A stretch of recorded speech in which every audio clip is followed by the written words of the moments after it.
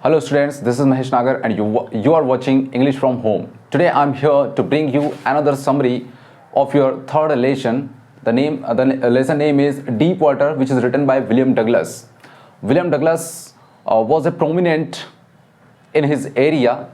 सबसे पहले इन्होंने अपना BA इंग्लिश कंप्लीट किया, BA इकोनॉमिक्स कंप्लीट किया. ये करने के बाद ये कई सालों तक हाई स्कूल के टीचर रहे याकीमा, जिसके बारे में बार बार डिस्क्रिप्शन भी है इस लेसन में. और ये लेसन जो है आपका डीप वाटर, ये एक एक्सेप्शन है, यानी कि एक छोटा सा पार्ट है जिनकी एक बुक है ऑफ मैन एंड माउंटेन. उस बुक का यह हिस्सा है. इस बुक में इस लेसन में वो रिवाइल करते हैं अपना वो फियर जो कि पानी से उनको था, पानी से जो डर था और उससे वो कैसे ओवरकम करते हैं. इन्हीं सारी चीज़ों को इसके बारे में वो बताते हैं. स्टोरी जो है वो अपना ऐसे शुरू करते हैं. ये एक ऑटोबायोग्राफिकल ऐसे है जिसमें कि वो अपनी ऑटोबायोग्राफी के बारे में बात करते हैं. वो शुरू करते हैं कि जब वो 10 या 11 साल के थे तब उन्होंने अपने आप को डिटरमाइन किया कि चलो तैरना सीखा जाए. और जब तैरना सीखा जाए तो YMCA यानी कि याकीमा एक पूल रहता है, एक छोटा सा तालाब रहता है, वहाँ पर ये तैरना सीखना जाना चाहते हैं. इनके फादर इनको 2 विंग्स जो है वाटर विंग्स दिला देते हैं ताकि ये डूबे ना. और वीक में 2-3 बार अलग अलग दिन ये वहाँ पर जाकर ट्राई करते हैं, लेकिन थोड़ा डर अंदर रहता है पानी में डूबने का. एक दिन ऐसा आता है कि जब ये अकेले वहाँ पर पहुँच जाते हैं, जब ये 10-11 साल के रहते हैं. 10-11 साल का छोटा सा बच्चा क्या करेगा, साहब वहाँ पहुँच जाते हैं और देखते हैं कि YMCA जो पूल है वहाँ पर बैठ के सोच रहे हैं कि इनकी माँ बार बार इनको वार्न करती थी, इनको बताती थी कि किस तरह से वहाँ पर कितने सारे लोग जो है वो बह गए या डूब गए हैं उस नदी में. लेकिन ये फिर भी वहाँ पहुँच जाते हैं क्योंकि इनको लगता है कि इसका एक किनारा जो है वो 3 से 4 फीट गहरा है, जहाँ पर वो शैलो वाटर है, तो वहाँ पर वो आराम से तैर सकते हैं. लेकिन दूसरी तरफ का एरिया जो है वो 9 फीट डीप है, 9 फीट का गहराई है, वहाँ पर थोड़ा खतरा है. अब 6 फीट का 10 से 11 साल का बच्चा 9 फीट में तो डेफिनेटली डूब ही जाएगा. लेकिन फिर भी ये चले जाते हैं. कुछ 2-3 बच्चे और रहते हैं या वहाँ पर जो भी बच्चे तैरने आते हैं उनको ये कॉपी करते हैं, एपिंग करते हैं, यानी कि उनकी कॉपी करते हैं. और एक दिन ये अकेले जब वहाँ पहुँच जाते हैं, इंतज़ार करते हैं कि कुछ और बच्चे आएँ तब ये पानी में अंदर जाए, क्योंकि अकेले बैठे हैं, इनको डर लगता है पानी में जाने से. तो एक बिग ब्रूशर अप्रॉक्स 18 ईयर का एक बच्चा आता है और वहाँ पर इसको आके हाय डगलस साहब से कहता है कि हाय आप कैसे यहाँ अकेले बैठे हो, और ऐसा कह के वो उसको उठाकर पानी में डाल देता है. जब वो पानी में फेंक देता है तो एक्चुअली जो लड़का था उसने कभी रियलाइज़ नहीं किया था कि क्या होने वाला है. लेकिन जब ऑदर पानी में अंदर कूद जाते हैं, अंदर वो गिर जाते हैं. यहाँ पर ऑदर डगलस जो है बड़े डिस्क्राइब करते हैं बहुत ही ब्यूटीफुली तरीके से. वो कहते हैं कि मैं सिटिंग पोजीशन में ही वैसे के वैसे पानी पर लैंड होता हूँ और धीरे धीरे मैं नीचे जाने लगता हूँ. एक्चुअली फियर मेरे अंदर है, पानी का जो डर है वो मेरे अंदर है, लेकिन मैं माइंड से, अपनी बुद्धि से कमज़ोर नहीं हुआ था. मुझे वहाँ पर डर नहीं था. मैंने प्लान बनाया नीचे जाते हुए कि जैसे मैं नीचे फ्लोर को टच करूँगा और जैसे ही टच करूँगा तो मैं अपनी पैरों से एक जोर का जंप ऊपर की तरफ लगाऊंगा और मैं एक कॉर्क की तरह जो है वो सरफेस पर आ जाऊँगा.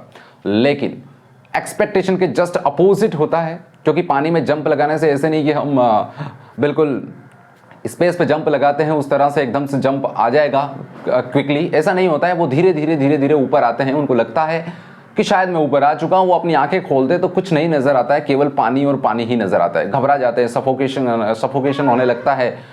लेकिन इनकी नाक और आंखें बाहर आ जाती है, लेकिन जब तक मुंह बाहर आए उससे पहले ये वापस से डूबना शुरू कर देते हैं. सेकंड टाइम जब ये नीचे जाते हैं थोड़ा सा डिजी फील करते हैं. ऐसा लगता है जैसे बेहोशी की हालत हो गई है. इनको लगता है कि इनके हाथ और पैर जो है वो काम नहीं कर रहे हैं और कोई इनको बहुत ज़ोरों से पैर पकड़ के नीचे खींचे जा रहा है, ऐसा इनको लगता है. ये डिस्क्राइब करते हैं उस चीज़ की कितना फियर और जो टेरर था पानी का इनके अंदर वो कितना था. इसको वो डिस्क्राइब करते हैं कि 9 फीट का जो डेप्थ थी वो मुझे 90 फीट की डेप्थ लग रही थी. एक लॉन्ग जर्नी लग रही थी कि मैं पहुंच ही नहीं रहा हूँ. लेकिन सेकंड टाइम भी जब नीचे जाते हैं पानी के अंदर तो ये वापस से रिवाइल करते हैं इनके स्ट्रेटेजी को. और स्ट्रेटेजी ये रहती है कि जैसे ही मैं पानी के ऊपर नीचे जाऊंगा, सरफेस को टच करूंगा, नीचे बॉटम को, मैं जंप लगाऊंगा और मैं ऊपर आ जाऊंगा. लेकिन सेकंड टाइम भी डिफरेंस कुछ नहीं आता है. सेम पोजीशन रहती है, सेम स्थिति रहती है, वहीं की वहीं वापस से वो ऊपर आने की कोशिश करते हैं लेकिन नहीं आ पाते. प्लान तो ज़बरदस्त था कि मैं एक जंप लगाऊंगा, पानी के ऊपर आऊँगा और पानी में किक मारते हुए, ड्रैग करके हुए मैं जो है वो एंड पर पहुंच जाऊंगा, पूल की एज पर पहुंच जाऊंगा. लेकिन ऐसा होता नहीं है. थर्ड टाइम जब ये नीचे जाने लगते हैं तो इनको एहसास होता है कि शायद अब लाइफ के पर्दे जो है वो गिरने वाले हैं. यानी कि ऑब्लिवियन का जो रोल होता है वो अब ख़त्म होने वाला है, यानी कि अब मैं एक लंबी नींद में सोने वाला हूँ। सडनली इनको स्ट्रेंज फीलिंग होती है, इनको लगता है कि सब कुछ जो है अब ख़त्म हो चुका है, यानी कि अब कोई डर नहीं, कोई टेरर नहीं, कोई फ्राइटन जो है इनके अंदर नहीं रहता है। इनको लगता है कि बड़ा अच्छा फील हो रहा है, इनको ऐसा स्लीपिंग जैसा फील होता है। इनको लगता है कि किसी ने उनको अपने टेंडर आर्म्स में रख लिया है, यानी कि अपनी गोद में बिठा लिया है, जैसे कि एक माँ की गोद होती है। He wanted to sleep on that time, वह सोना चाहते थे और इनको लगता है कि अब लाइफ के जो कर्टेन्स है वो गिरने वाले हैं। नेक्स्ट ये रिमाइंड करते हैं, ये रिवाइल करते हैं कि जब नेक्स्ट जो बात मुझे याद है वो तब की याद है कि पूल के बगल में मैं अपने पेट के बल लेटा हुआ हूँ और वही लड़का जिसने मुझे फेंका है पानी में, वो उसकी आवाज़ मुझे सुनाई देती है कि यार मैंने गलती कर दी है, मुझे ऐसा नहीं करना चाहिए था, और वो मुझे उठाकर फिर लॉकर रूम पर ले जाते हैं। घंटों वहाँ रुकने के बाद जब थोड़ा सा स्ट्रेंथ जुट जाती है तो ये वापस अपने घर की तरफ जाते हैं। घर की तरफ जाकर और घर पे अपने बेड पर बैठ जाते हैं और साहब का डर जो है वो बहुत ज़्यादा था, इसलिए ना तो खाना खा पाते हैं और कुछ अपने आप को इल भी फील करते हैं, बीमार महसूस करते हैं। नेक्स्ट जो है ये डिसाइड नहीं कर पाए कभी भी वापस से उस पूल पर जाने की। अपनी लाइफ में कभी ये वापस दोबारा वहाँ पर नहीं गए। लेकिन साल बीतते जाते हैं और डगलस साहब क्योंकि एक बहुत अच्छे एडवोकेट थे, इन्होंने कई सालों तक स्कूल में पढ़ाने के बाद एक लीगल कैरियर इन्होंने अडॉप्ट कर लिया था, क्योंकि टीचिंग से थक चुके थे, पक चुके थे, और एज ए लीगल कैरियर इन्होंने शुरू किया। तो इनके पास काफ़ी छुट्टियां मनाने का भी मौका रहता था। यहाँ वहाँ ये छुट्टियां मनाने जाते थे, कभी कैनोइंग, वाटर कैनोइंग करने जाते थे, तो कभी फिशिंग करने जाते थे, कभी बोटिंग करने जाते थे। लेकिन हर बार पानी का जो डर था, जो फोबिया इनके अंदर बैठा हुआ था, उस फोबिया की वजह से ये अपने ट्रिप्स को एंजॉय नहीं कर पाते। इन्होंने दोबारा से डिसाइड किया कि क्यों ना एक ट्रेनर को हायर किया जाए और मैं तैरना सीख जाऊं ताकि मेरा डर जो है वो ख़त्म हो जाए। लेकिन ये डर आज का नहीं है दोस्तों, ये डर तब का है, इनके अंदर तब का था। ये डिस्क्राइब करते हैं कि ये डर मेरा आज का नहीं था, ये डर मेरा तब से था जब मैं 4 साल का था। मेरे फादर मुझे जब मैं 4 साल का था तो मुझे कैलिफोर्निया के एक बीच पर लेके गए। मैं उनकी टांगों से चिपक कर खड़ा हुआ था, छोटा सा बच्चा था। फिर एक लहर आती है, मेरे ऊपर से होकर गुजर जाती है, मेरी सांसें रुक जाती है और मैं इतना डर जाता हूँ। लेकिन फादर इस बात पर हंसते हैं क्योंकि इनके फादर को पता था कि ये मेरे पैर को पकड़ा है और लहर इसके साथ डुबोगे तो ले जाएगी नहीं, वो इनके ऊपर से निकल जाती है। तब से ये टेरर इनके अंदर बैठा हुआ था, पानी का जो फोबिया है वो इनके अंदर बैठा हुआ था।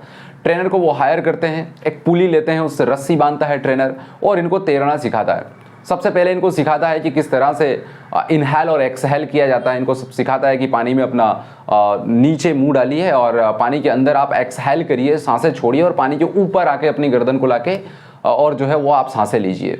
फिर धीरे धीरे ये किक करना शुरू करते हैं, पानी को किस तरह से किक करते हैं, किस तरह से हाथ हिलाते हैं, और कंबाइनिंगली सारी चीज़ों को weeks of months of training लेने के बाद अब ट्रेनर का काम खत्म हो जाता है। लेकिन डगलस साहब फिर कहते हैं कि अभी भी मैं सेटिस्फाई नहीं था। मुझे लगता था कि अभी भी कहीं ऐसा ना हो कि कहीं मैं किसी तालाब में, किसी लेक पर जाऊं और फिशिंग वगैरह के लिए या कैनोइंग के लिए या फिर स्विमिंग के लिए, और मैं वहां फंस जाऊं, मेरा टेरर वापस आ जाए। क्योंकि जब पानी का टेरर आता है तो ये बताते हैं कि मेरे हाथ पैर जो है वो पैरालाइज्ड हो जाते थे, मेरी सांसें जो है फूलने लगती थी।